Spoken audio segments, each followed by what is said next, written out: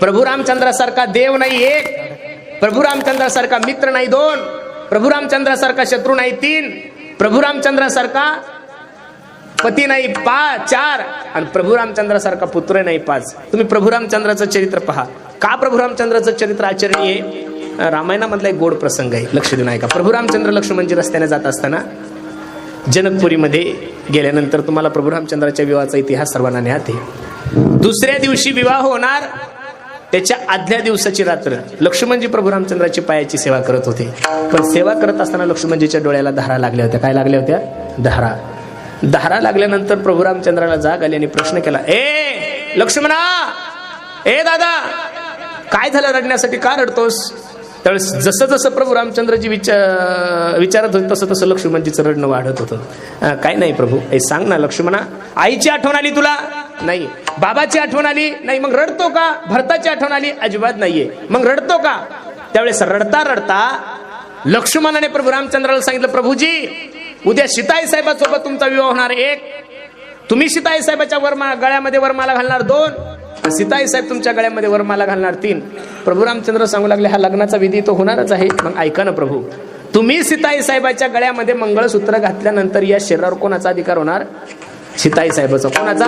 सीताई साहेबाचा.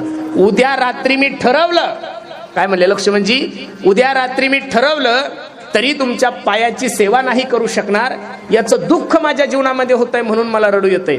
मला एवढंच सांगायचं कीर्तनातून, रामायण तुम्हाला ना मला सांगतं, एक भाऊ उद्यापासून आपल्या भावाची सेवा भेटत नाहीये म्हणून रात्रभर रडणारा लक्ष्मण कुठं एक, आणि आज अर्ध्या एकरासाठी भावाच्या डोक्यामध्ये कुऱ्हाडी घालणारे लक्ष्मण कुठं दोन.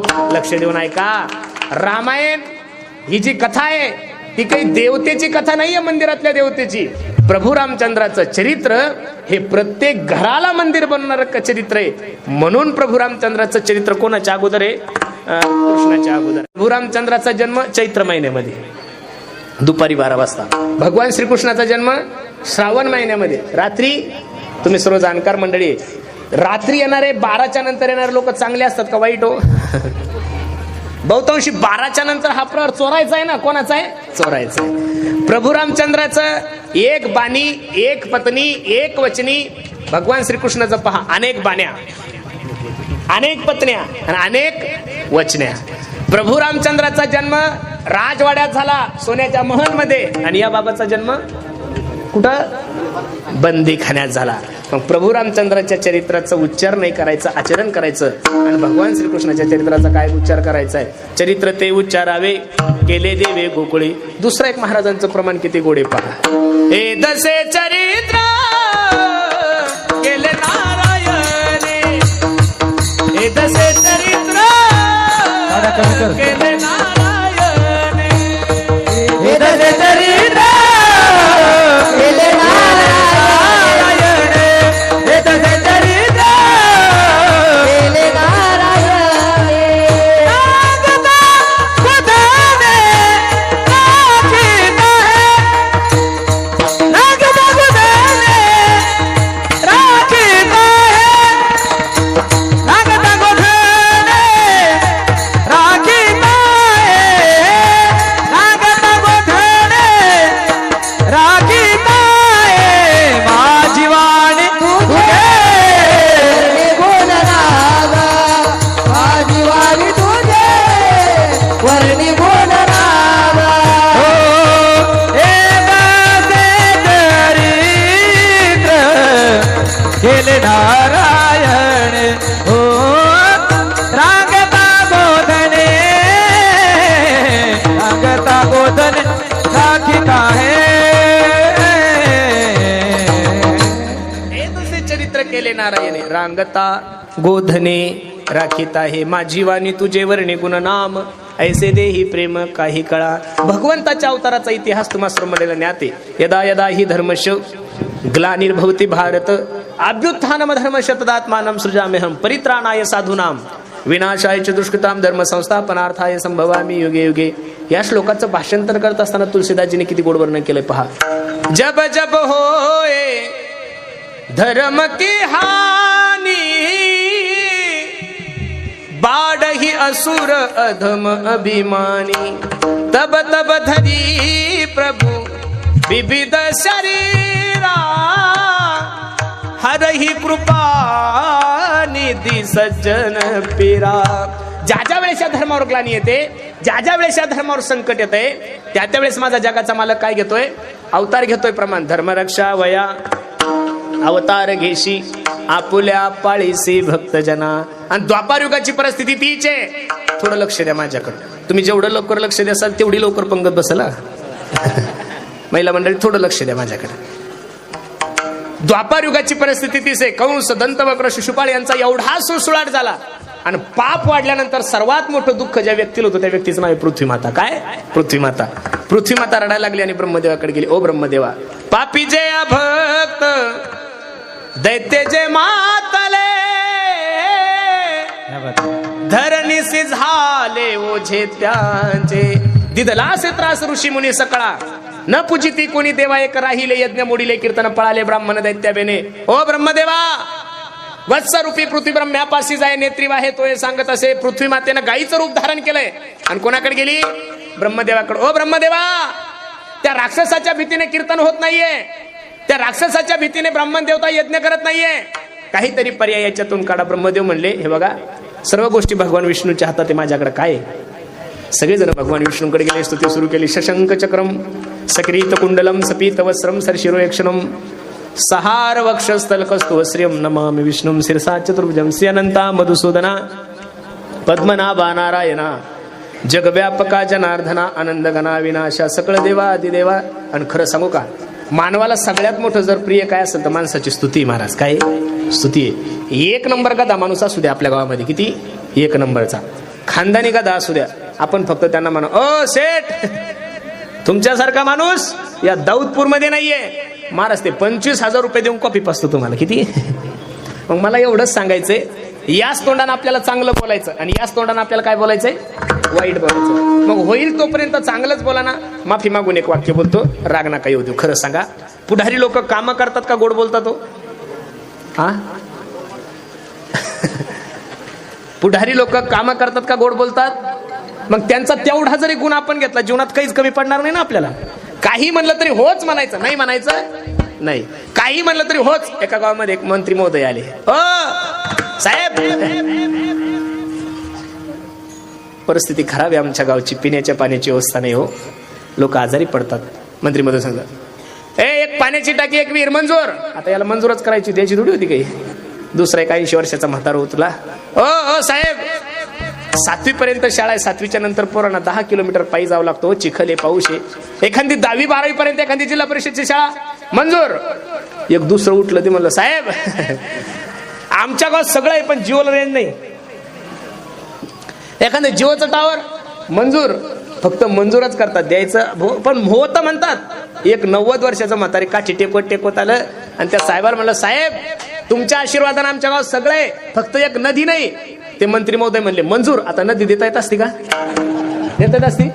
तरी पण त्यांनी नाराज केलं का लोकायला? तसं या तोंडानं कोण साच आणि मवाळ मी तुले आणि रसाळ शब्द जैसे कल्लोळ अमृताचे मधुरावानी ओठी मधुरावानी ओठे मधुरावानी ओठे मधुरावानी ओठे मधुरावानी ओठी मधुरावानी मधुरावानी ओठी मधुरावानी ओठी तुका मने वावा तुका मने वावा पोटी तुका मने वावा तुका मने वावा पोटी मधुरावानी ओठी मधुरावानी ओठी मधुरावानी मधुरावानी ओठी हे मधुरावानी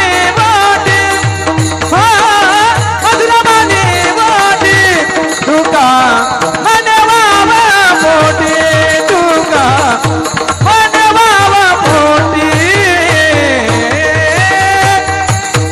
मधुरावानी ओठी तुका म्हणे वावा पोटी. होईल तेवढं गोड बोला. देवाचं एवढं गदगद वर्ण केलं आणि देव खुश झाला. देवानं सांगितलं, आकाशाची वाणी सांगे सकळासी तळमळ मानसे करू नका. ए देवानो, काळजी करू नका, देवकीच्या गर्भा येईल. लोक तर लागतील जवळ. एकटा माणूस पक्ष स्थापन करण अजिबात नाही. देवाने विचार केला, मी आशीर्वाद तर दिलाय. काय दिलाय? आशीर्वाद दिलाय. शेषाप्रती बोले लक्ष्मीचा तो वर, चला अवतार घेऊ आता. ओ शेषराव, अवतार घ्यायचा आहे आपल्याला. शेष म्हणजे लक्ष्मी म्हणजे कोण? शेष म्हणजे लक्ष्मी म्हणजे. लक्ष्मीजीने हात जोडले. ओ देवा, मी सगळ्यांच्या नादी लागेल पण तुमच्या नादी लागणार. अहो मागच्या जन्मात मी तुमचा लहान भाऊ झालो. हो देवा, 14 वर्ष मला उपवास करावा लागला. किती वर्ष उपवास करावा लागला? रामायणामध्ये मायावर लक्ष देऊन ऐका. रामायणामध्ये खरा जर वनवास घडला असेल तर तो लक्ष्मणाला घडलेला आहे आणि उर्मिलेला घडलेला आहे. सीतेला वनवास घडला नाही. आम्ही आता कुठं चहा पाणी घ्यायला गेलो तर त्या मावश्या सांगतात, महाराज माझ्या पोरीला ना सीतेसारखा वनवास आहे. माणिक भाऊ, सीतेसारखा वनवास आता आहे का कोणाला? हिच्या पोरीच्या बेनं सासून पाशी गेला असती. सीतेसारखा वनवास कुठं राहिला महाराज? तो काळ वेगळा होता. सासू पाहिली की सुनबाई थर थर थर थर थर थर कापत होती. हे 40 वर्ष अगोदर. आता सून पाहिली की सासू थर थर कापते. आताचा काळ वेगळा आहे. देवाने सांगितलं काळजी करू नका. देव म्हणले, अरे बाबा, मागच्या जन्मात तू लहान भाऊ होता, पूर्वी तू अनुज झालासी कनिष्ठ, सोशियल कस्टमर सवे, आता तू वडील होई बा. आता तू वडील होई बा सर्वज्ञा. आता तू वडील होई बा सर्वज्ञा.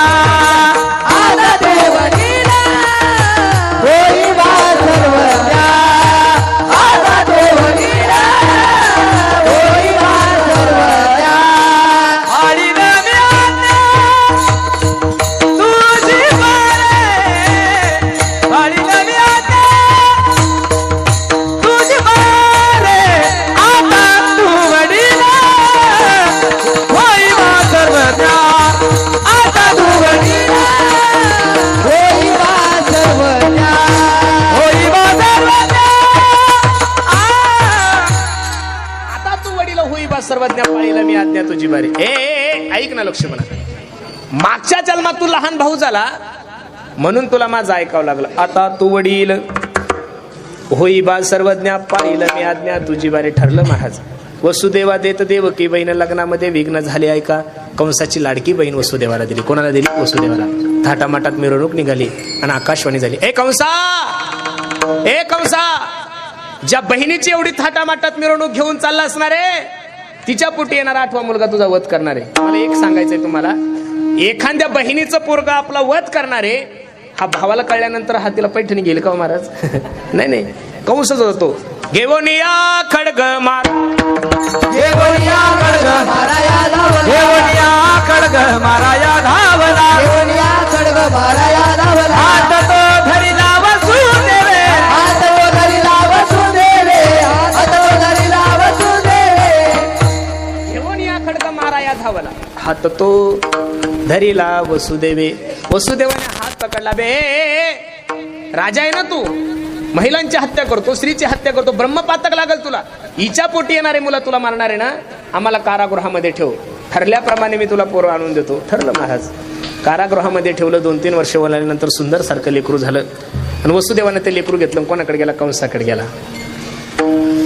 कंसाने त्या लेकराकडे पाहिल्यानंतर कंस विचार करतो, मला तर 8वं मारणार आहे. पहिल्यानं काय केलं? किती मारणार आहे? 8वं मारणार आहे. पहिल्यानं तुला काय केलं? मला एवढंच सांगायचं तुम्हाला.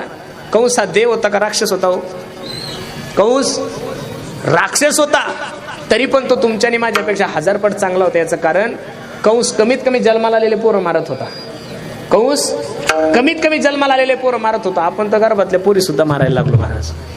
प्रत्येक माणसाची धारणा अशी झाली की मला पोरगच पाहिजेत, पोरगच पाहिजेत, पोरगच पाहिजेत. पोरं काय दिवे लावतात मला अजून काही कळलं नाहीये. एक सांगू तुम्हाला, दशरथ माहिती आहे का तुम्हाला? तुमच्या दाऊदपूरचा नाही, प्रभू रामचंद्राचा बाप दशरथ. त्याला 4 पोर होते, राम, लक्ष्मण, भरत आणि मग दशरथासारख्या बापाला जर पोराने पाणी पाजलं नाही तर आजकालच्या दशरथाने अपेक्षा करायची नाहीये. आपल्या ह्या चुकीमुळं, गर्भ हत्येमुळं, मुलींची गर्भ हत्या होत असल्यामुळं आजच्या तारखेमध्ये महाराष्ट्रामध्ये दुष्काळापेक्षा सगळ्यात मोठं दुखणं नवरदेवाचं आहे. प्रत्येक गावात 5-5 तरुण पडू नये, लटकते रे नारे. कोणी बघेच ना त्यांच्याकडे. कठीण तळा झाली महाराज. 100 पोरं झाले आणि 40 पोरी, 60 जण वेटिंग वर आहे. किती? कसा नंबर लागायचा अवघड झालाय. म्हणून सर्वांना माझी विनंती आहे, गर्भहत्या करू नये हे मार्गदर्शन द्वापार युगामध्ये एका राक्षसाने तुम्हाला आणि मला सांगितलेलं आहे. म्हणून पण नारदजी भेटले. नारदजी म्हणे, का रे तो देव आहे चतुरा तो शिरोमणी गुण लावण्याची खाणी मुकुट सकळा मणी धन्य तोची विठोबा. असे बोट केले 1 2 3 4 5 6 7 8. इकडचं मोजलं की इकडचं आठवत, इकडचं मोजलं की इकडचं आठवत. हे बघ म्हणे देव येतो. आता हा कंसच होता. विनाशकाले विपरीत. पहिलंही मारलं, दुसरंही मारलं, तिसरंही मारलं, 6ही मारित दुराचारी. होताची प्रसूत देवनिया काही मारित दुराचारी, काही मारित दुराचारी, काही मारित दुराचारी. होताची प्रसूत देवनिया काही मारित दुराचारी, काही मारित दुराचारी, काही मारित दुराचारी. 6ही मारित दुराचारी. 6 मारले. 7वा जो गर्भयोग माया नेत आश्चर्य करीत जगामाजन. 8व्याची तयारी सुरू झाली. कितवा जन्माला नव्हता? 8वा. नामदेवराय किती गोर वर्णन करतात महाराज, खूप सुंदर प्रमाणे पहा. देवकीचे तेज दिसे जैसा सूर्य, कंसाचे हृदय जळतसे, कंसाचे हृदय जळतसे, कंसाचे हृदय जळतसे. देवकीचे तेज दिसे जैसा सूर्य, कंसाचे हृदय जळतसे, कंसाचे हृदय जळतसे, कंसाचे हृदय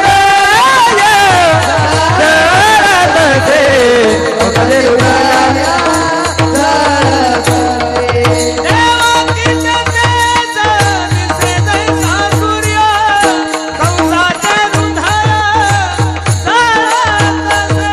देवकीचे तेज दिसे जैसा सूर्य, कंसाचे हृदय जळतसे. देवकीचे तेज दिसे जैसा सूर्य, कंसाचे हृदय जळतसे, कंसाचे हृदय जळतसे. टाळ वाजवा, कंसाचे हृदय जळतसे. देवकीचे तेज दिसे जैसा सूर्य, कंसाचे हृदय जळतसे. आणि भगवंताच्या अवताराची वेळ जवळ आली. दशरथे मारिला तोची होता मास, वर्षा ऋतुवाचे कृष्ण पक्ष वसुनाम तिथी, बुधवाराचे शुक सांगतसे परीक्षिती. अयोनी संभव नोहे काही श्रमी नाम याचा स्वामी प्रगटला. 8 वर्षाची मूर्ती देवकी मातेसमोर प्रगट झाली. देवकी माता रडायला लागली, सोडा सोडा मिठी लपवा लपवा जग जेठी, जनी कंसासी कळेल माझ्या बाळासी मारेल. रडायला लागली. कारण का? 6 पुत्र डोळ्यासमोर मारले होते. वसुदेवाला सांगू लागली, ओ मालक धरा माझ्या लेकराला. बघता बघता 8वा जन्माला आला. देव मला आई काळजी करू नकोस ग, कंस मला काय मारणार आहे? त्याचं तेरस खाल्लेले तू ताण घेऊ नकोस. मग एक काम कराय, नंदाच्या घराला मजने गोकुळाला, माया उपजली तेथे, ठेवी मज आणि येथे. नंदाच्या घराला, नंदाच्या घराला मजने गोकुळाला. वसुदेवाने भगवंताला उचलला कमळापती, मायेची बंधने गळती. भगवंताला नेऊन ठेवलं, मायेला घेऊन आले. रडे माया करिया कांत, नामा मने उठते दूत. 8वा जन्माला आला म्हणून धावत पळस कंस जन्मा आलाय. 8वा जन्माला आलाय, 8वा जन्माला आलाय. बघतो तो मुलगी आहे. देवकी माता रडायला लागली. ए ए ए दादा ऐक ना, अरे हा मुलगा नसून मुलगी आहे ना, आणि मुलगी तुला काय करणार आहे? पण मरणाची भीती अंतकरणामध्ये असल्यामुळं ज्या ठिकाणी 6 मारले त्या ठिकाणी गेला आणि मारण्यासाठी गेला. हातातून सटकले, आकाशवाणी झाली, तुझा लागी वधी उपजला मजादी. ए कंसा, अबे तू काय मला मारणार आहे? तुला मारणारा माझ्या अगोदर जन्माला आलेला आहे. कंसाचं चरित्र थोडं बाजूला ठेवू. वयाच्या 65व्या वर्षी नंद बाबाला मुलगा झाला होता. कितव्या वर्षी? कितव्या वर्षी? आपल्याला 25व्या वर्षी झाला तरी आपण अख्ख्या गावाला पेढे वाटतो. पेढे घ्या पेढे, पेढे घ्या पेढे. कशाचे? पोरं झाल्यानंतर. पोरं झाल्यानंतर पेढे वाटू नका मायबाप. ज्यांनी पोरं झाल्यावर पेढे वाटले त्यांना म्हातारपणी जोडेच खावं लागलेले. पेढे म्हातारपणी वाटा, ज्या दिवशी म्हातारपणी पोरग तुमची सेवा करेल. आणि प्रत्येक गवळण सांगू लागले, हे अगं ऐकलंस का? गवळण म्हणती, गवळण म्हणती, गवळण म्हणती, गवळण म्हणती, गवळण म्हणती, गवळणीला झाला यशोदेला, यशोदेला पुत्र झाला देला. गवळण म्हणती, गवळण म्हणती, गवळण म्हणती, गवळण म्हणती, गवळण म्हणती, गवळणीला पुत्र झाला यशोदेला, पुत्र झाला यशोदेला, पुत्र झाला यशोदेला. एक धावती एकी पुढे, काठी वाटी सुंटावडे. एक धावती एकी पुढे, काठी वाटी सुंटावडे. वन घेवोनिया काठी, नंदा घरी झाली दाटी. नंदा घरी झाली दाटी, नंदा घरी झाली दाटी.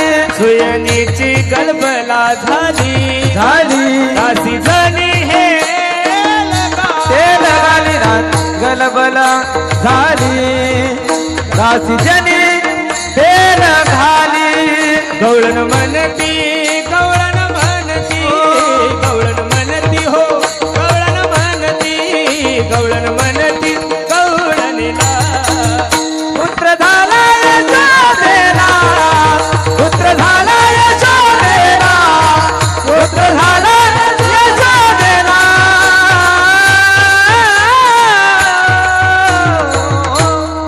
प्रत्येक गवळण सांगू लागली, काय ऐकलंस का? यशोदेला मुलगा झाला. आणि खरं सांगू का महाराज तुम्हाला, एखादी बातमी जर गावात पसरवायची असेल तर माईक लावायची गरज नाही, एक बॅनर छापायची गरज नाही, दोन व्हॉट्सअप नाही, इंस्टाग्राम नाही, टेलिग्राम नाही, काही नाही.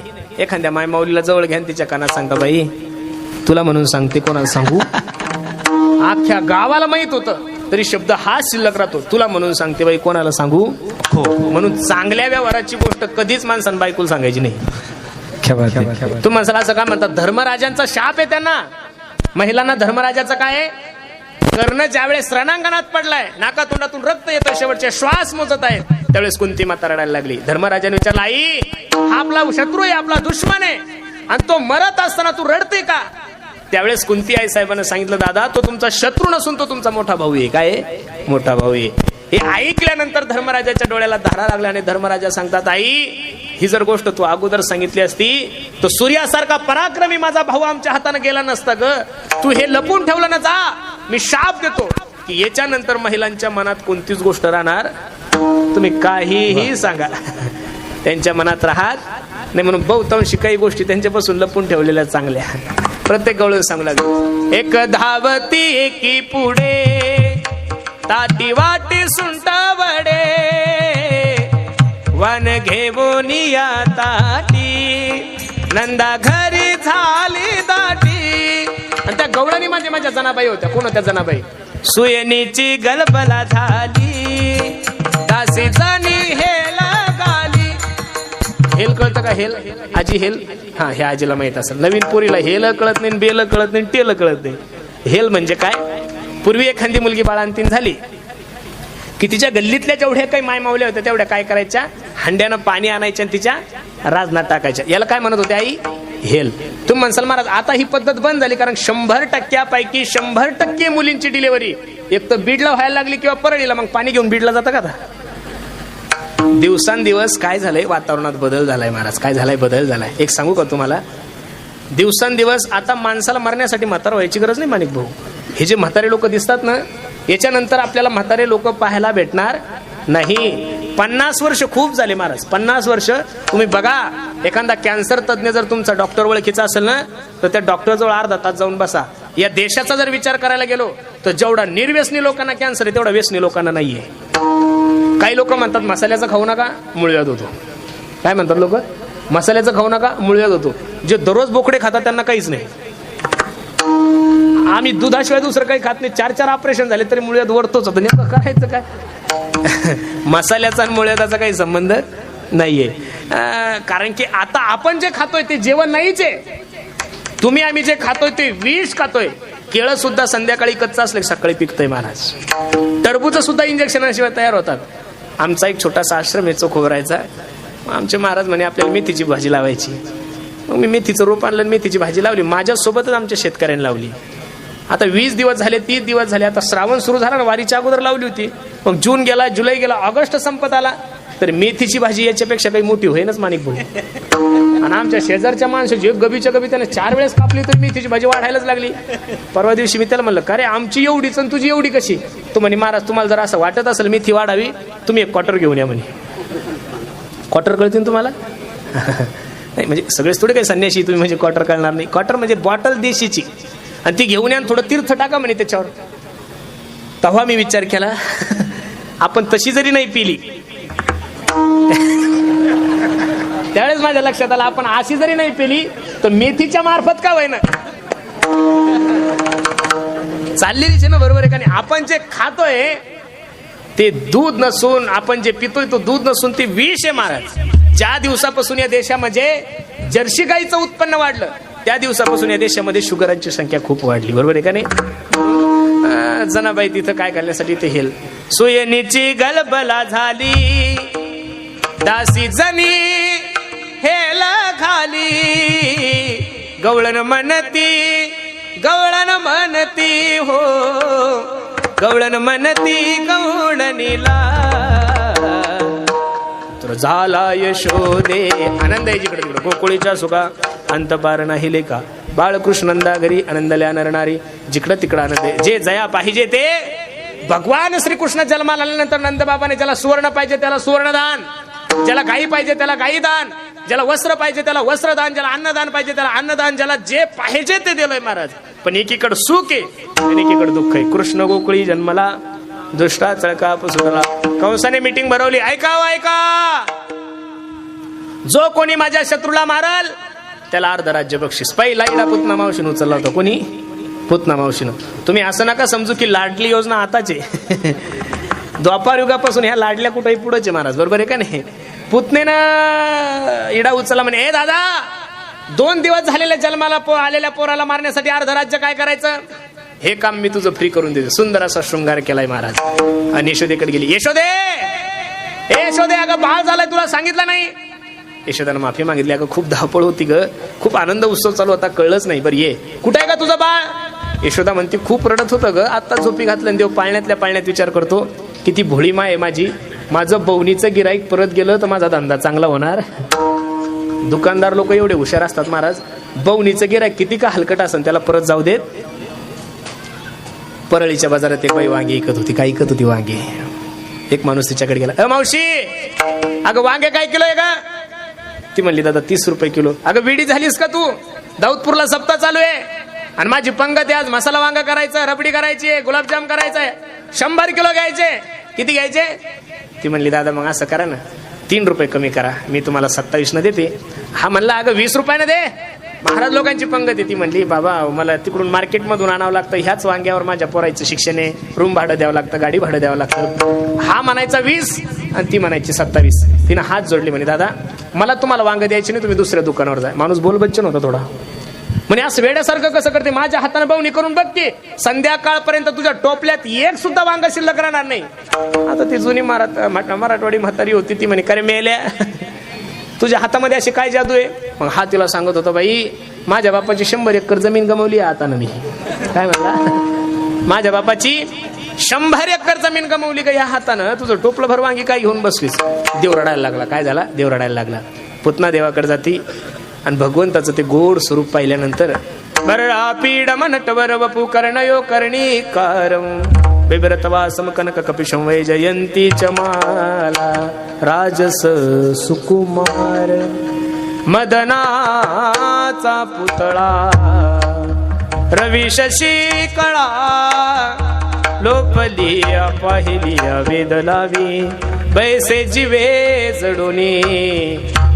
देवाकडे बघितल्यानंतर ज्या भावनेनं आली होती ती भावना सुद्धा विसरून गेली. नाथबाबा सांगतात, पाहिला पाहिला नंदाचा नंदन, पाहिला पाहिला नंदाचा नंदन, पाहिला पाहिला नंदाचा नंदन, पाहिला पाहिला नंदाचा नंदन, पाहिला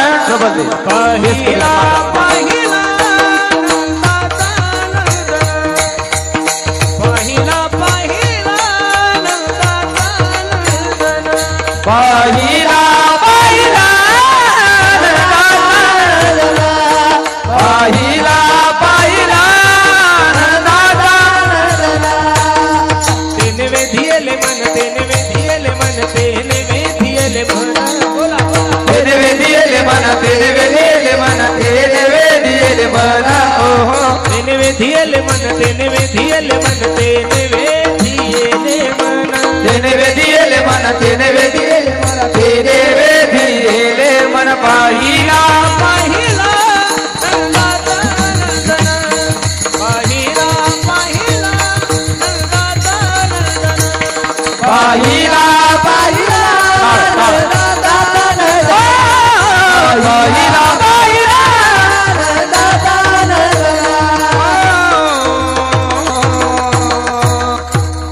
भगवंताला बघितल्यानंतर आहे त्या भावनेनं विसरून गेले. देवानं माया काढून टाकली भगवंतानं. पुतनेनं भगवंताला उचललं, दूध पिलंय, विष पिलंय, पंचप्राण ज्यावेळेस सोडायला लागली त्यावेळेस पुतना काय भरली. ए देवा सामुंच मुंचालमिती प्रभाश्रेणी स्विड्डमाला अखिल जीव मर्मिनी विवृत्त नेत्रे चरणो भुज महु प्रसन्न गात्रा श्रीपती रुरोदा. देवा सोड, देवा सोड.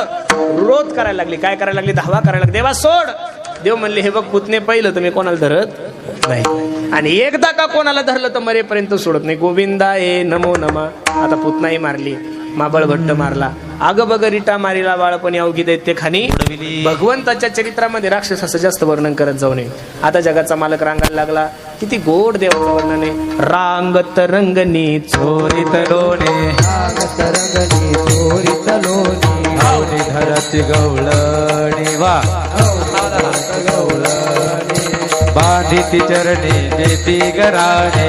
आता वाजला बेसचा घराणे. यशोदे साजनी, यशोदे साजनी, यशोदे साजनी, यशोदे साजनी. दैदूत भक्षुनी कमाल निळे, नवल केले साजने. कृष्ण आळवा आळवा भरतुनी माते दावा, कृष्ण आळवा आळवा भरतुनी माते दावा, कृष्ण आळवा आळवा भरतुनी माते दावा, कृष्ण आळवा आळवा भरतुनी माते दावा.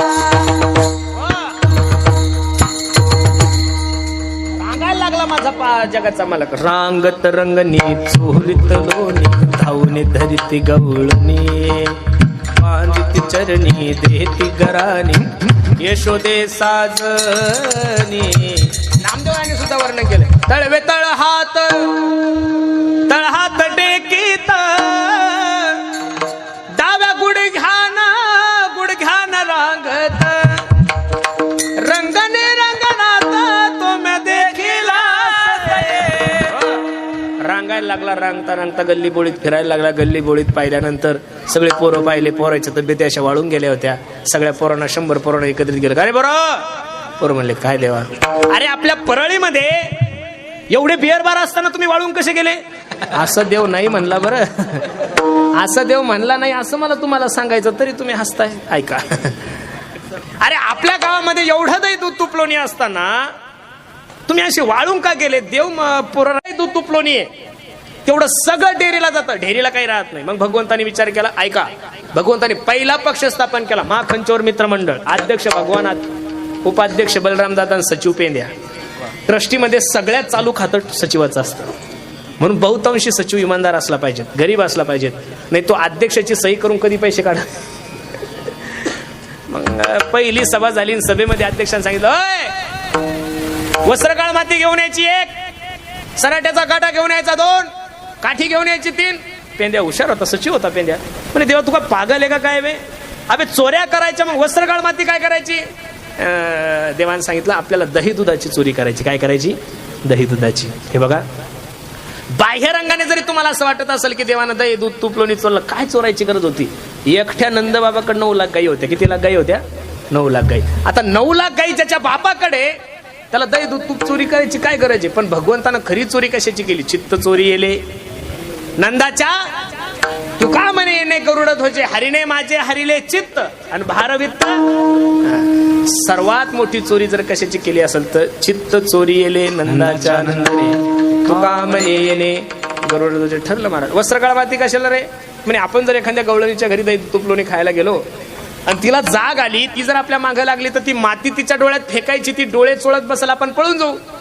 पेंद्या हुशार होता म्हणजे देवा ती जर चष्मा घालून आली तर मग तो सराट्याचा काटा, तो काटा एक असा पुढा असतो ना, असा आडवा असतो बघा, तो कसा बी टाकला तरी पायात मोडतो. म्हणजे तो सराट्याचा काटा टाकायचा, तिच्या पायात काटा मोडल, ती काटा काढूस तर आपण पळून जायचं. पेंदा तरी हुशार होता. पेंद्या म्हणे खरे देवान ती जर सँडल घालून आली तर. अध्यक्षाने एका वाक्यात सांगितलं, जर तुला आमच्या पक्षात राहायचं असेल तर शहाणपणा करायचा नाही तर कधी तुझ्या मागे ईडी लागेल, कधी तुला अटक होईल काही सांगता येत नाहीये. त्याच्यामुळे इथं राहायचं, पाहिजे तेवढा निधी घ्यायचा, पक्षाच्या विरोधात बोलायचं नाहीये. अध्यक्ष ठरवल तो वेद, अध्यक्ष ठरवल तो GR, तू जास्त डोकं लावायचं. ठरलं महाराज. मग चोऱ्या सुरू झाल्या. घर पाहुणी एकांताची याल तरी यारे लागे, अवघे माझ्या मागे मागे. सगळ्या गोकुळातल्या गवळणी विचार करायच्या, आतापर्यंत या गोकुळामध्ये कधी चोऱ्या झाल्याच नाहीये. पण ज्या दिवसापासून नंदबाबाला मुलगा झाला त्या दिवसापासून ह्या घटना सुरू झाल्या. गवळणी 4 वाजता उठायच्या आणि उठल्यानंतर गवळणीच्या डोळ्याला जे दिसायचं त्याचं वर्णन जगद्गुरु तुकोबराय अभंगाच्या पहिल्याच्या. पाहती गवळणी, पाहती गवळणी, ओ पाहती गवळणी, पाहती गवळणी, ओ पाहती गवळणी, पाहती गवळणी, पाहती गवळणी, पाहती गवळणी, पाहती गवळणी, पाहती गवळणी, ओ पाहती गवळणी,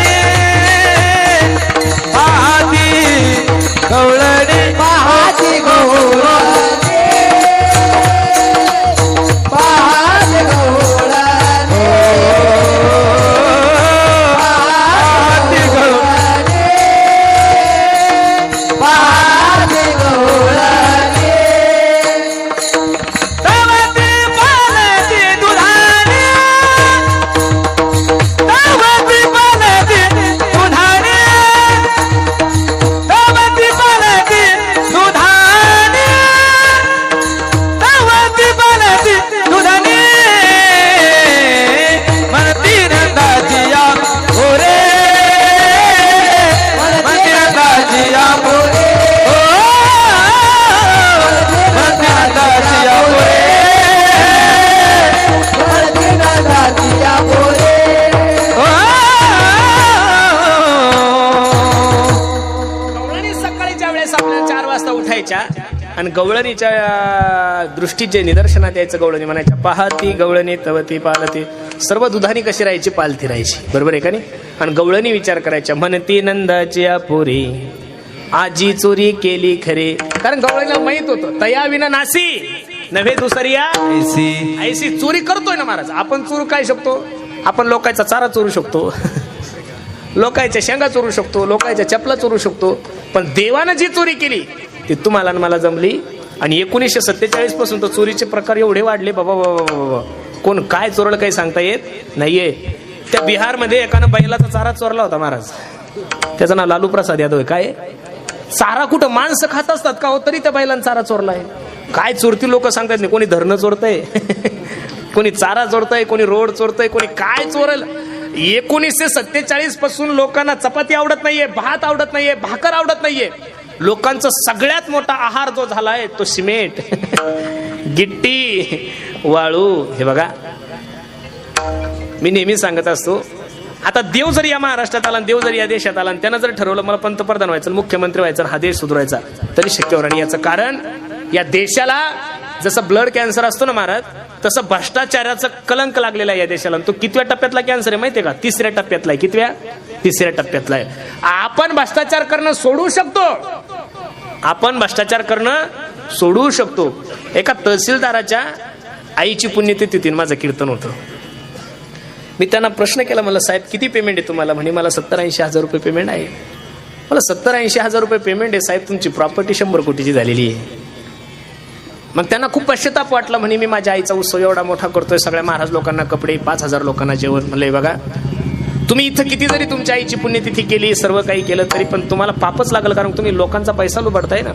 ते ऐकल्यानंतर त्याला एवढं वैराग्य झालं, तो रडायला लागला, आणि त्यानं त्या दिवशी आईची शपथ घेतली. म्हणे महाराज, याच्यानंतर मी मरेपर्यंत 1 रुपया सुद्धा फुकटचा कधी खाणार नाही.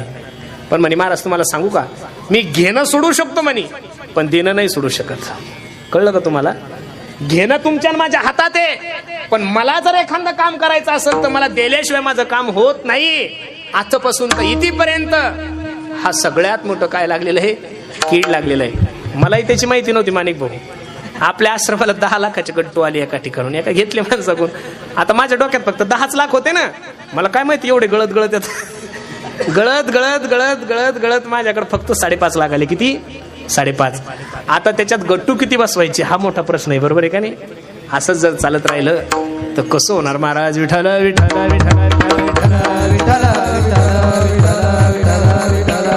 कुंडली कमरदार विठ्ठल श्री ज्ञानदेव तुकाराम पंढरीनाथ भगवान की जय, महाराज की जय, महाराज की जय. विचार केला, तयाबिना नाशी नव्हे दुसरी आहे, याच्याशिवाय ही चोरी कोणी करूच शकत नाही. सगळ्या गावातल्या गवळणी एकत्रित झाल्या. त्या म्हणे अगं त्याला काय दोष देता म्हणे, याला सगळ्यात कारणीभूत जर कोण असेल तर तुकाराम महाराज. कोण आहे? तुकाराम महाराज. का? हा निर्गुण असताना याला नावा रूपाला, याला सगुण रूपाला जर कोणी आणला असेल, तुकोबराय सांगता शेवटच्या चरणामध्ये, तयाविन हे नासी सवे तुकया मेला, हो सवे तुकया मेला, सवे तुकया मेला, हो सवे तुकया मेला, हो सवे तुकया मेला, हो सवे तुकया मेला, सवे तुकया मेला, सवे तुकया मेला, सवे तुकया मेला. येणे आगुना आणला, येणे आगुना आणला, मंदी नंदाची या भोरे, हो मंदी नंदाची या भोरे, आधी चोरी केली खरे. सवे तुकया मेला त्याने अगुण आणला. निर्गुण असणारा जगाचा मालक, रंग नाही रूप नाही नाही वर्ण छाया, निर्गुण निराकार तुची रघुराया, मय गुलाम मय गुलाम मय गुलाम तेरा. निर्गुण असणारा जगाचा मालक, त्याला नावा रूपाला जर कोणी आणला असेल तर, आणि याला रूपाबळे करुणी खेळे हरिदासा. म्हणून म्हणती नंदाची पुरे आजी चोरी केली खरे. अभंगाची भूमिका मी तुम्हा सर्व मंडळी समोर ठेवली. भगवान श्रीकृष्णाच्या चरित्रामध्ये भगवंताने अनेक प्रकारच्या खोड्या केलेल्या आहे महाराज. काय त्या खोड्याचं वर्णन करायचं? गवळ यशोदेकडे जायच्या. हे यशोदे, यशोदे कृष्णासी सांगावे, यशोदे कृष्णासी सांगावे, गोकुळी राहावे का जावे, गोकुळी राहावे का जावे, गोकुळी राहावे का जावे, गोकुळी राहावे का राहावे, गोकुळे राहावे का राहावे, गोकुळे राहावे का राहावे. यशोदेला गवळणी म्हणायचं, हे यशोदे, तुझ्या बाळाला काही समजून सांग. दही दूध खातं बरं, खाय नका खाण्याची गोष्ट आहे. दही दुधाचा नासुडा करताय. जगातली कोणतीच आई अशी नाहीये की त्या आईला आपल्या मुलाचे गुन्हे खरे वाटेल. यशोदा सांगू लागली, बाळ सगुण गुणाचे ताने ग, बाळ दिसतय गोजिरवाने, काय सांगता घराने ग गोकुळच्या नारे. सावळा ग चिमणा माझा, गवळणीत खेळे राजा, तुम्ही मोठ्या ढाल गजागे गोकुळच्या नारे. बिचाऱ्या गवळणी नाराज झाली. तुम्ही लपून याचा भवरा, कोण्याचा भवरा, अरे तुम्ही लपून याचा भवरा, कोण्याचा भवरा, आळ घेता सारंग धरा, घेता सारंग, हे तुम्ही मला घरच्या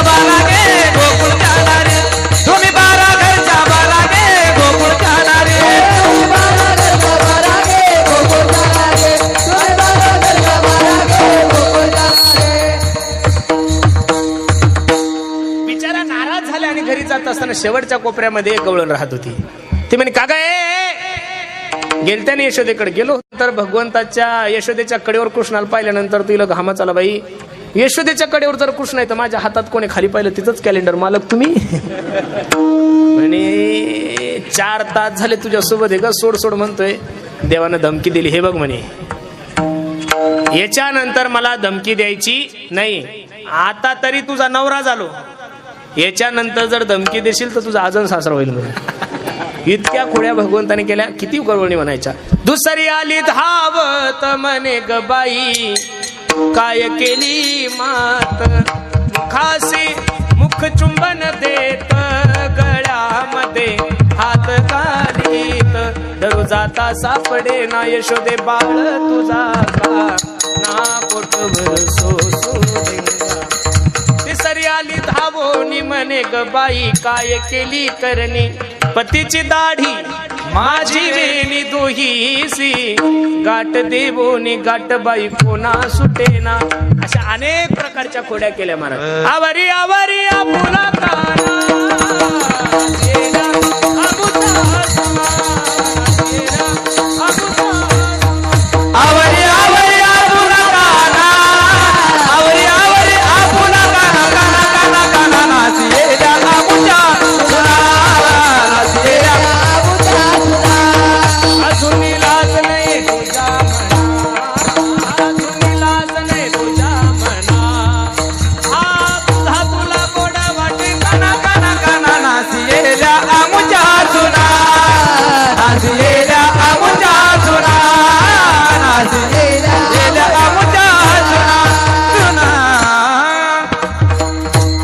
कबळणी यशोदेला सांगू लागली तुझ्या पोराला समजून सांग. येतो आमुचे घरासी हम कवी तोले की सुनासी, कोठे लोणी सांग आम्हासी, न सांगता वासुरे सोडी बिदिसी, आपण खातो दही दूध तूप लोणी, हात पुसतो सुनेच्या मुखाला गोणी, एका जनार्दनी करी करणी, जातो पळोनी ते थोनिया. अनेक प्रकारच्या खोड्या केल्या. आणि पोरग जास्त विचित्रपणा करायला लागलं की बापा पुढे 2 पर्याय असतात. एक तर त्याला आळंदीला पाठवायचं, एक नाही तर त्याला हायस्कूलला पाठवायचं. तो दुसरा पर्याय नसतो. यशोदेनं भगवंताला सांगितलं भाऊ आता तू घरी राहायचं नाही. गाई गोपाळ सवंगडी वना, गाई गोपाळ सवंगडी वना वना वना, गाई गोपाळ सवंगडी वना, घेऊनी जाय खेळे नंदाचा काना, विटू दांडू चेंडू लगोरी नाना परी, खेळ मांडियेला यमुनेच्या तीरी, गाई गोपाळ. अशा अनेक प्रकारच्या खोड्या भगवंताने. तिथे गेल्यावर शांत बसवून हा मामा पोरा हा मामा घुमरी वाजे डमामा. शेवटी थकले गोपाळ चला वळू गाई, बैसू जेऊ एके ठाई, बहु केली वन वन पायी पेटी झाला. सर्वांच्या गायी एकत्रित केल्या भगवंताने, सर्वांच्या शिदुऱ्या एकत्रित केला. आणि पहिला काला माझ्या भगवंताने यमुनेच्या किनारी केला. पहा बरं. बिभरत वेणुम जठरपट यो शृंग वेत्रेच कक्षे, वामे पानम शुल्कवलम तत्फलांकिलिषु, तिष्ठन्मध्ये सुप्रिसुरयो हासयन् नर्मविस्वै, स्वर्गे लोके मिषति बुभुजे यज्ञ भगवान केली. गोपाल कृष्ण भगवान की जय, गोपाल कृष्ण भगवान की जय, गोपाल कृष्ण भगवान की जय. जो काला भगवंताने यमुनेच्या किनारी केला तोच काला माझ्या ज्ञानोबरांनी चंद्रभागेच्या तीरी. एकच टाळी झाली चंद्रभागे वाळवंटी, माझा ज्ञान राजा गोपाळासी लाया वाटी. आणि तोच काला अनेक वर्षापासून आपल्या गावामध्ये. हे बघा एवढे पावसाचे दिवस असून सुद्धा एवढा सुंदर उत्सव तुम्ही सर्व मंडळी करता. हे बघा कीर्तन तर दरवर्षीच ऐकतो आपण महाराजांच्या मुखातून. तुम्ही शिव महापुराण सुद्धा मागच्याही वर्षी ऐकलं, याही वर्षी ऐकलं. त्याच्या अगोदर 3-4 वर्ष भागवत कथा सोपान महाराजांनी केली. खूप सुंदर नियोजन. मला विशेष वाटतं महाराज तुमच्या मंडपाचा जर सर्वे केला, तुमच्या मंडपाचं जर निरीक्षण केलं तर प्रामुख्याने एक गोष्ट चांगली पाहायला भेटते की इथं 85% तरुणांची संख्या ही संप्रदायासाठी खूप चांगली गोष्ट आहे महाराज. हे बघा एवढ्या वातावरणात तुम्ही राहता म्हणजे तुम्ही राक किंग लोक आहे. कोणते किंग आहे? राक किंग. काही वाळू किंग असतात, काही गट्टी किंग असतात. राख म्हणजे राखीला जगात कुठंच किंमत नाहीये, पण तुमच्यासाठी राख म्हणजे सोनं आहे महाराज. काय सोनं आहे. पण असंही वातावरण असताना, एवढे मोठे मोठे व्यवसाय असताना, एवढं सगळं काही असताना, सगळे तरुण पोरं दररोज कीर्तनाला आहे, दररोज कथेला आहे. ही तुमच्या जीवनातली सगळ्यात मोठी संपत्ती गड्यानो. काय संपत्ती. आनंद वाटतो, हेवा वाटतो महाराजांच्या पंक्ती पाहिल्या की. खरंच ना, दररोज पंक्ती सोपानबान सांगितल्या. काय पंक्ती, एकानं गुलाबजाम केले की एक बासुंदी, एखाद्यानं बासुंदी केली की रबडी. अवे मालपोय आणि रबडी काय आपलं खाणं आहे का? हे मारवाडी लोकांचं खाणं आहे. पण खरं सांगू का, सिद्धेश्वराच्या दरबारामध्ये तुम्ही सर्व ग्रामस्थ मंडळी, अन्नदान करणारे मंडळी एवढ्या तनमन धनानं अन्नदान करता, म्हणून देवाची अवकृपा तुमच्यावर नाहीये महाराज. नाही तर पैशावाले तुमच्याकडेच काय राख आहे महाराज, समुद्रातली राख संपली, तुमच्या राखीचं काय घेऊन बसले. बरोबर आहे का नाही. तुम्ही एवढं सगळं असून सुद्धा लोक स्थिर आहे, आनंदात आहे, गुटगुटीत आहे, सगळे सुखी. याचं कारण काय? तुम्ही पैसा जरी कमवत असाल, त्यातला काही भाग तुम्ही सिद्धेश्वरासाठी खर्च करता, म्हणून भगवंताचा अवतार तुमच्यावर काय विश्वास. खूप सुंदर आहे. जीवनातली सगळ्यात मोठी संपत्ती आहे महाराज. देव देतो, ज्याला देतो त्यानं धर्म केलाच पाहिजे. बरोबर आहे का नाही. म्हणून एवढं सुंदर. आता इथं येण्याचा योगच आमच्या मामांच्या वतीने, सोपान महाराजांचा मामांचा नामचा परिचय आहे. पण आता हा सप्ताह खूप यादगार झालाय. आणि ह्या वर्षी तर काही पाहायचं काम नाही, जिव्हाळा माध्यमातून अख्ख्या महाराष्ट्राला तुमच्या गावात काय आयटम आहे घरी बसल्या कळतं. बरोबर आहे का नाही. मी त्या दिवशी व्हिडिओ पाहिल्यानंतर मला मालपोय आणि व्हिडिओ मध्ये आता इतक्या लांब खायला येता येत नव्हतं ना. बरोबर आहे का नाही. खूप सुंदर. काय खूप सुंदर परंपरा तुम्ही सर्व मंडळी चालू ठेवता. माझी विनंती गड्यानो तुम्हाला, हे बघा, जसं सप्ताहासाठी सगळं गाव एकत्रित येत आहे, तसं देशासाठी धर्मासाठी एकत्रित यावर महाराज गरज आहे. हे बघा, मी तुम्हाला हात जोडून विनंती करतोय. मुस्लिम धर्माच्या लोकांनी जर हिरवा झेंडा वर केला, महाराज सर्व मुस्लिम बांधव त्या झेंड्याखाली जाऊन बसतात. बौद्ध लोकांनी जर निळा झेंडा वर केला तर सर्व बौद्ध बांधव त्या झेंड्याखाली जाऊन बसतात. आपला पहिला प्रश्न निर्माण होतो, कोणता झेंडा घेऊ हाती. माझी विनंती आहे, मी या जातीचा आहे, मी त्या जातीचा आहे, मी या धर्माचा आहे, मी त्या धर्माचा आहे. काढा ही डोक्यातून कीड. या देशाला भविष्यात दुष्काळाचं संकट नाहीये. या देशाला भविष्यात संकट फक्त आणि फक्त जर कशाचं असेल तर जातीवादाचं आहे महाराज. बांगलादेशच्या पंतप्रधान, लक्ष देऊन वाक्य ऐका माझं, बांगलादेशच्या पंतप्रधान तिथं एवढं मोठं दहशत झाली तुम्हाला सर्वांना माहिती आहे. त्या तिथून फ्लाईट घेऊन 56 देश, या राष्ट्र मुस्लिम आहे या देशामध्ये. किती आहे जगामध्ये? 56 राष्ट्र मुस्लिम आहे. किती आहे? 56. पण त्यांना तरी सुद्धा 56 मुस्लिम राष्ट्र असताना सुद्धा त्यांना सुरक्षित राष्ट्र फक्त भारत देश वाटलं. याचं कारण त्यांना माहित आहे, भारतामध्ये गेले तुम्ही कशी आहे, सुखरूप आहे महाराज. महाराष्ट्र एक असं राज्य आहे, अख्ख्या राज्यातले लोक महाराष्ट्रात जगतात महाराज. तुमच्या ज्या कंपन्या कारखाने मोठे पास सगळ्या राज्यातले लोक इथे येतात. म्हणून आपण या देशाला आदर्श देणारे आहोत, या विश्वाला आदर्श देणारे लोक आहोत. म्हणून आपण सर्वांनी जर एकत्रित राहिलं, फक्त एक विनंती आहे, मी हिंदू आहे आणि हिंदुस्तान माझा देश आहे, अशी जर भूमिका सर्वांनी ठेवली तर निश्चित उद्याचे दिवस तुमच्या आणि माझ्यासाठी आनंदात आहे महाराज. सगळीकडेच हे वातावरण खराब झालंय. तुम्हाला काय सांगायचं आहे, ते राजकारणापुरतं ठीक आहे. आता ते सप्त्यात आलो माणिक भाऊ, बरं त्यातल्या त्यात सोपान महाराजांनी म्हणजे विलासराव गोपीनाथराव आहे. क्या बात. विलासराव गोपीनाथराव गेल्यानंतर तेवढी मैत्री फक्त आमच्या दोघांची जे महाराज. भरपूर जण प्रयत्नही करतात ती तोडण्यासाठी, पण तो फेमिकॉल का जोडे तुटेगा नाही साला. बरोबर आहे का नाही. बरोबर आहे का नाही. कीर्तनकार संप्रदायाचा प्रचार करणाऱ्या लोकांनी जर याचा विचार केला तर उद्या या समाजानं काय आदर्श घ्यायचा. म्हणून सर्वांना माझी विनंती गाड्यांनो, आपण सर्वांनी एका छत्राखाली या. एका छत्राखाली जर आलो तर उद्याचे दिवस तुमच्या आणि माझ्यासाठी अवघड आहे. लोक जातीवादाचं विष पेरतायत. ह्या निवडणुकीच्या टायमाला दुबईचे लोक या देशात आले होते, महाराष्ट्रामध्ये. दुबईचे, इराणचे.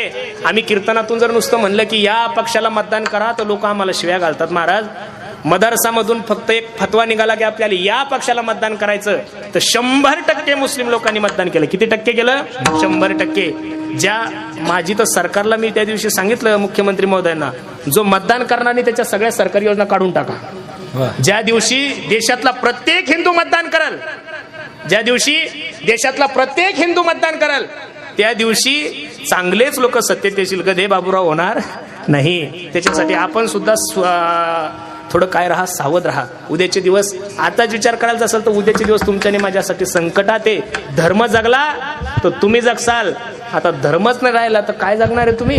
म्हणून धर्माला पहिलं प्राधान्य द्या. खूप सुंदर नियोजन तुम्ही सर्व मंडळी केलं. सर्वांना विनंती आहे, देशासाठी धर्मासाठी एकत्रित या. जीवनामध्ये व्यसन नका करू. दारू गांजा मत पी यारो अक्कल गुम हो जाती है. एक एक नाही 2-2 लाख रुपयाचे मोबाईल घ्या. किती लाखाचे घ्या? 2-2 लाख रुपये. तुमच्या मानीला सोसल एवढं सोनं गळ्यात घाला. म्हणजे तुमच्या मानीला जेवढं वजन तोलल तेवढं सोनं गळ्यामध्ये घाला. हातात अंगठ्या घाला. कंबरपट्टा सुद्धा सोन्याचा करा. मी या मात्र घडी सोन्याची घ्या. पण तरुण पोरांनो माझी विनंती आहे, जीवनामध्ये व्यसन करून तुमचंही जीवन बर्बाद नका करू आणि दुसऱ्याचंही जीवन बर्बाद नका करू. या देशाला बांगलादेश पासून भीती नाहीये, नक्षलवाद्यापासून भीती नाही, आतंकवाद्यापासून भीती नाहीये. या देशाला सर्वात मोठी भीती जर कशापासून असेल तर फक्त आणि फक्त व्यसनापासून आहे. म्हणून तरुण पोरांनो जर जीवनामध्ये व्यसन नाही केलं ना, फॉर्च्युनर गाड्या काय घेऊन बसल्या, माझी तिच्छा आहे प्रत्येकाने लँड क्रुझर घ्या. काय आपल्याला काय घ्यायचं, राख इकली की गाडी, त्याला काय ताण आहे. आपल्याला का उसने थोडी घ्यायचे कोणाकडून. चांगल्या गाड्या घ्या, बंगले बांधा. परळीत जर समजा अशी पैज लागली की परळीमध्ये कोणत्या गावात सर्वात सुंदर घर आहे तर त्यात आपल्या गावाचं नाव निघलं पाहिजे. परळीमध्ये सगळ्यात जास्त गाड्या कोणत्या गावात आहे त्या गावात आपल्या गावाचं नाव निघलं पाहिजे. आणि परळीत सर्वात जास्त निर्व्यसनी मुलं कोणत्या गावाचे असं जर परीक्षण झालं तर पहिलं गावाचं नाव आपल्या राहिलं पाहिजे की दाऊदपूरमध्ये सर्वात जास्त निर्व्यसनी मुलं आहे. आणि ही जर संपत्ती तुम्ही सांभाळली तर जीवनामध्ये तुम्हाला कोणत्याच गोष्टीची कमी पडणार नाही. म्हणून खूप सुंदर नियोजन तुम्ही सर्व मंडळी केलं. काय आभार मानायचे महाराज. जे जया पाहिजे ते कीर्तनकार गायक वादक मंडळीचे लाड पुरवणारे तुम्ही मंडळी आहात. म्हणून तुम्हाला द्यावे तेवढे धन्यवाद. सोपान दादांमुळं तुमच्या सर्वांच्या दर्शनाचा योग माझ्या जीवनामध्ये आला. खरं सांगा बरं, एक महाराज कुठं 8-8 वर्ष कथा करत असतो माणिक भाऊ. 8 वर्ष कथा करून सुद्धा तुम्ही लोक त्या माणसावर प्रेमच करतात. प्रेम करण्यासारखा माणूस येतो, बरोबर आहे का नाही. आमच्या दोघांचं ठरलेलं एकानं दाबायचं आणि एकानं उकलायचं.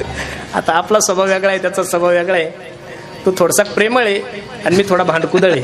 पण मग दोघं जर प्रेमळ असतो तर मग लोकांनी आम्हाला मारून टाकलं असतं. त्याच्यामुळं मी प्रकरण करायचे आणि दाबायचे त्यांना, बरोबर आहे का नाही.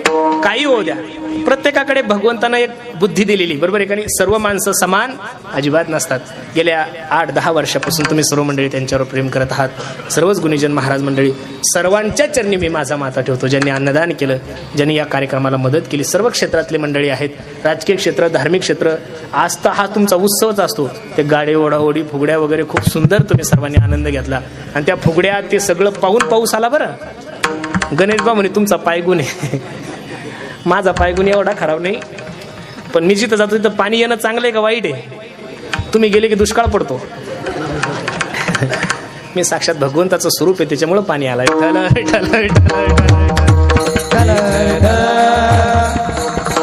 सर्वच मंडळी, तुम्ही सर्व मंडळींनी खूप सुंदर नियोजन केलं. सर्वांच्या चरणी मी माझा माथा ठेवतो. त्यामध्ये आमचे सरपंच असतील, आमचे मामा, एकदम घरच्या कुटुंबासारखं, जसं लेकरं मायबाप लेकरायला जीव लावतात तसं ही कुटुंबाने सर्वच महाराज मंडळीची सेवा केली.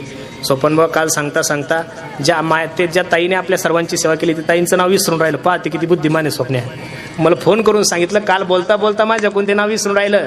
ज्या ताईने सर्व महाराज मंडळींची 7 दिवस सेवा केली त्या ताईंनाही द्यावे तेवढे धन्यवाद. सर्वच मंडळी तुम्ही सर्वांनीच सेवा केली. सर्वांच्या चरणी मी माझा माथा ठेवतो. वाणीला पूर्ण विराम देतो. कार्यक्रमासाठी उपस्थित झालेली शिवाय भगवंताच्या चरणी अर्पण करतो. हो म्हणतो जे बरोबर आहे ते माझ्या सद्गुरू जोग महाराज वारकरी शिक्षण संस्थेचं आहे. जे चुकीचं आहे ते माझ्या बुद्धीचे दोष. कार्यक्रमासाठी उपस्थित ज्यांनी 7 दिवस तुम्हाला सुंदर असं गायनाला साथ दिली असे असणारे माझे परम मित्र आमचे गणेश महाराज जटाळे, त्यांची सर्व सुंदर संस्था. आज माझ्या समवेत आलेले आमचे नागेश महाराज गोळे आहेत. आमच्या समवेत आले आमच्या गावचे पाटील, आमचे गंगाधर दादा तात्या आहेत, ज्यांनी 7 दिवसामध्ये नुसतं परळीनं तुमचा कार्यक्रम ऐकला असं नाही, अख्ख्या महाराष्ट्रानं नव्हे, अख्ख्या देशानं, अख्ख्या विश्वाने ज्या चॅनलच्या मार्फत हा कार्यक्रम पाहिला, असे आमचे जिव्हाळा चॅनलचे मालक आमचे अमोल दादा सुद्धा 7 दिवस इथं आहेत. आमचा सोन्या आहे. सर्वच मंडळी आहेत ज्यांची गोड अशी माईक सिस्टीम आहेत. आमचे भुजंग दादा आहे. दादासाठी सर्वांनी एकदा टाळी वाजवा महाराज. सर्वच मंडळी आहेत. सर्वांचं वर्णन सोपान महाराजांनी चांगल्या प्रकारे केलं आहे. म्हणून काही चुकलं असेल त्यांच्या सर्वांच्या चरणी मी माझा माथा ठेवतो आणि झालेली शिवाय भगवंताच्या चरणी अर्पण करतो. विठोबार कुमारी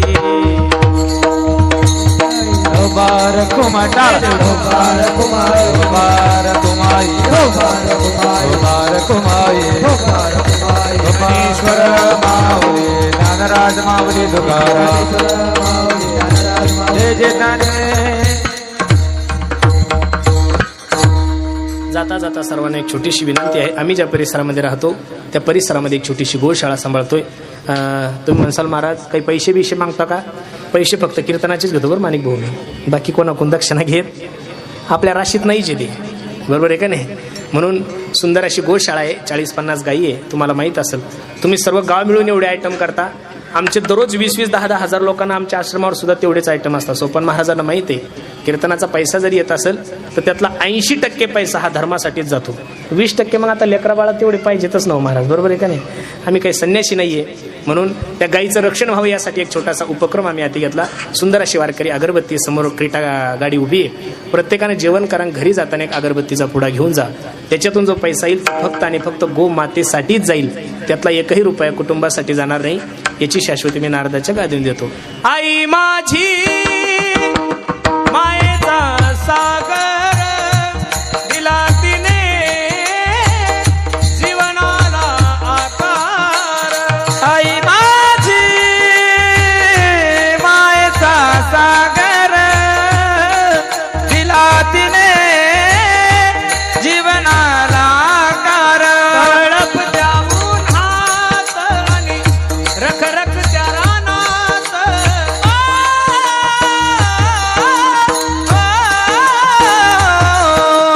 तळप द्यावून हात आणि रख रख त्या रानात. आईली समाजासाठी तू ग कशाच्या कामात. कधी मिळेल मुठभर घास, कधी घडे तिला उपवास. ओल्या मातीतून चालताना उडविले काट्याचे फास. आई माझी मायेचा सागर दिला तिने जीवनाला आकार.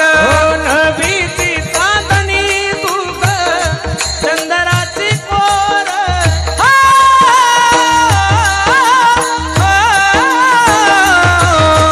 नभीची चांदणी तू ग चंदराची कोर. शीतल तुझी छाया मला हवी जीवनभर. शीतल छायेमध्ये उभं आयुष्य जगेन.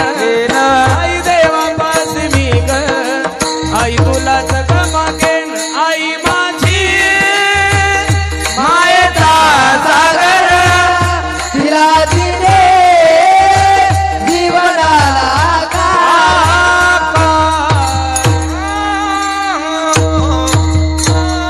पुनश्च एकदा सर्वांच्या चरणी मी माझा माता ठेवतो. आणि एवढं जे दररोजचं गोड नियोजन सर्व त्याचं व्यवस्थापन करणारे आमचे कोकाटे महाराज, त्यांचं सगळं नियोजन आहे ते आमचे मुकरदम आहे. काय मुकरदम आहे सर्व नियोजन आमचे कोकाटे महाराज. सर्व महाराज मंडळीवर त्यांचं बंधुवत प्रेम आहे. आमच्या कोकाटे महाराजांच्याही चरणी मी माझा माता ठेवतो.